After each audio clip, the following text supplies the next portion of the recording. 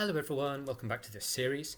We looked in the last video at a couple of the most basic problem-solving principles that Diophantus has, thinking about what sort of substitution will lead to an equation in his unknown symbol s in what I've called helpful form, so involving just two neighbouring powers of s. And secondly, we looked at the more specific method of achieving that by designing substitutions with a view to getting any unwanted terms that wouldn't produce helpful form to cancel out. In this video, we're going to look at another crucial technique which arises especially in problems with lots of conditions about squares or cubes of rational numbers. And the principle is basically to design substitutions early on in one's working that ensure that those squares or cubes are really going to be squares or cubes. So start with them, basically, and only then turn to conditions that don't involve the powers above 1. So, as usual, I'm going to show you the problems I'll be talking about and give you my normal advice, which is pause the video and think about them yourself so that when we look at Diophantus solution, the method will be that much easier to appreciate, whether or not you've had a go at solving them using an ancient method with just one unknown symbol or using modern techniques. Okay, our first problem then is this. We're going to find two distinct positive rationals such that each plus the square of the other makes a square of rational side. Suppose we decide that one of the unknowns is s, then the problem says that s squared, so the square of that one, plus the other unknown, is a square. Now, it makes sense then to just try, what if we set the other unknown to something like 2s plus 1, because we know that s squared plus 2s plus 1 is a square of rational side for any rational value of s. So we can then turn our attention immediately to the other condition, which would be to make s plus the square of 2s plus 1 a square. Well, if we think through that in terms of the previous video, we're going to be able to design a substitution either to get the s squared term or the s to the 0 term to cancel, a substitution that is for the side of this mystery square that we haven't yet figured out. And if we can get terms to cancel, we're going to reach helpful form and therefore a solution. So Diophantus supposed that its side length is something like 2s minus 2. I've used the modulus symbol here because it really doesn't matter whether it's 2s minus 2 or 2 minus 2s. It just depends which one is positive based on the value of s. We're going to square it straight away. So the s squared terms then cancel, and we get 13s is 13, and we can pretty easily test that to make sure that we've really got an acceptable solution.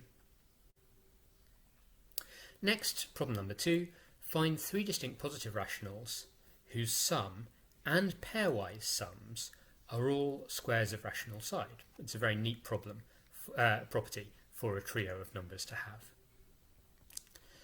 Well, we saw in video 3 that one of the basic questions in Diophantus is what part of the problem to focus on when we're making our initial assignments of s. And this whole technique that we're looking at is a more advanced example of that. We can see it in action here quite nicely, where the problem involves 3 unknowns and 4 combinations of them, all of which are square. Now, by making substitutions first for the sides of those squares, rather than for the unknowns that are our eventual target, Diophantus embeds in his working the fact that they are squares, pretty much whatever value s turns out to have. If you think about these squares for a moment, you'll see a slightly hidden constraint in the problem, which is really the key to it. The largest square is half of the sum of the other 3.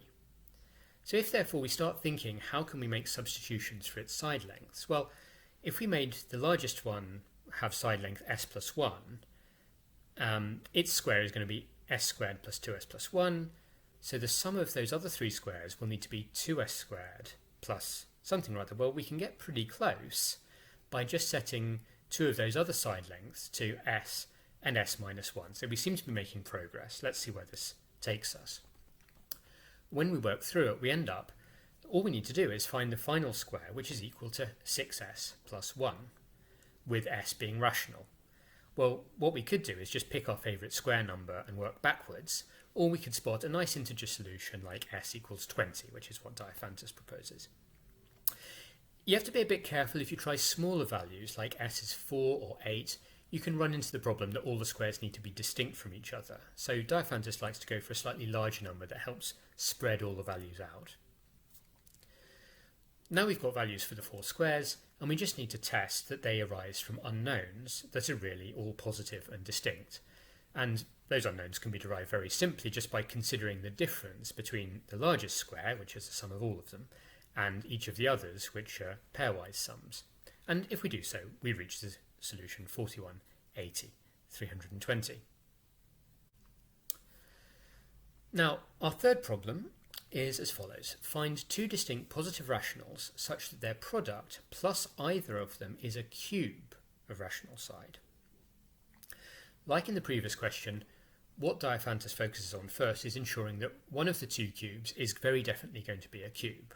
Well, perhaps the most obvious attempt is to say, suppose the first of those cubes is going to be s cubed, and that one of the unknowns that's going towards generating it is s. Well, if you think about it, that means that the other unknown is going to be s squared minus 1. So what we need to check is whether we can make s times s squared minus 1 plus s squared minus 1, so some kind of cubic expression, into a cube. Now, given modern ideas about how to deal with polynomials, what you would probably think about here is whether we can factorize this, which we can. S plus 1 squared is actually a factor, and then that would inspire you to set this cube side length to something like s plus 1 over 2, and you would actually get quite a nice easy solution. But Diophantus rarely engages in factorization like this. Instead, he'd want us to think straight away about, can we reach helpful form by equating this with the cube of an expression in S where we're going to get 2 neighbouring terms. When we collect terms, everything else is going to cancel. There are effectively 3 options for trying to get things to cancel, but to cut to the chase, they all turn out not to work. The first 2 leave you with negative lengths, negative values for s, for example, which aren't going to be acceptable, and the last leaves you with some zeros, which also aren't acceptable. We need strictly positive solutions. So this allows us to see the nature of Diophantus methods with these arbitrary substitutions and only one unknown symbol to play with.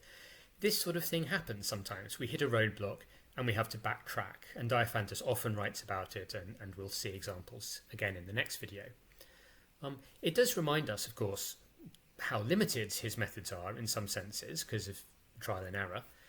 But maybe a better way to look at it is that as long as you are making well thought out types of substitution, then this sort of tenacity to try tweaking them in different ways when things don't quite work out was actually of real practical benefit for Diophantus and his students who didn't have modern techniques to play with. So when he presents solutions which involve this kind of backtracking, he's inculcating a way of thinking that it was actually useful for his students.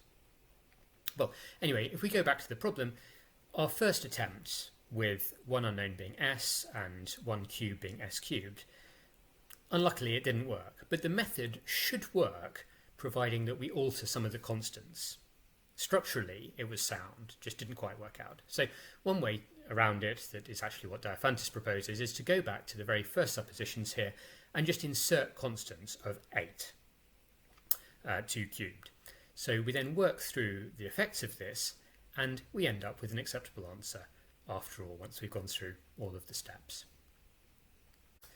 So, okay, that's more or less it for this video. Again, I'm going to leave you with a couple of bonus problems to try yourself using the main idea that we've seen today, which is choosing substitutions that sort out some of the constraints, especially ones where squares need to be squares, no matter what value of s we end up with, or cubes end up being cubes. The main topic of the next video is going to be the way that Diophantus often tries to reduce a problem to a simpler one in a sort of 2-step process, and he then solves that simpler problem either as a lemma, a preliminary stepping stone if you like, to solve the main result, and often involving a little bit of backtracking as he tries out the problem initially. I hope you'll join me for that, and thank you very much for watching.